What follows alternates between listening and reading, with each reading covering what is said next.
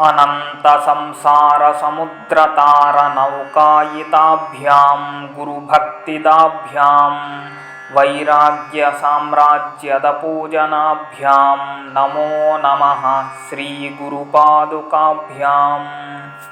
कवित्ववारासिनिशाकराभ्यां दौर्भाग्यदावाम्बुदमालिकाभ्यां दूरीकृतानम्रविपत्तिताभ्यां नमो नमः श्रीगुरुपादुकाभ्याम्।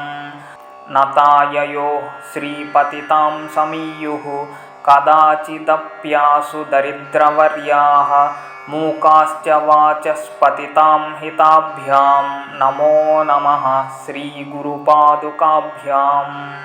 नालीकनीकाशपदाहृताभ्यां नानाविमोहादिनिवारकाभ्यां नमज्जनाभीष्टततिप्रदाभ्यां नमो नमः श्रीगुरुपादुकाभ्याम्।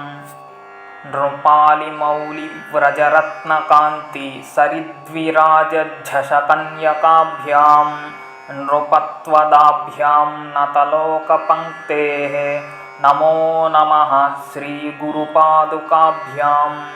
पापान्धकारार्कपरम्पराभ्यां तापत्रयाहीन्द्रखगेश्वराभ्यां जाड्याभिसंशोषणवाडवाभ्यां नमो नमः श्रीगुरुपादुकाभ्याम्।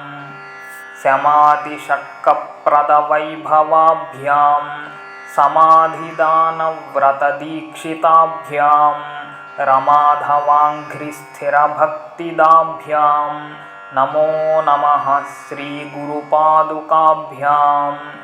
स्वाच्चापराणामखिलेष्टदाभ्यां स्वाहा सहायाक्षधुरन्धराभ्यां स्वान्ताच्छभावप्रदपूजनाभ्यां नमो नमः श्रीगुरुपादुकाभ्याम्।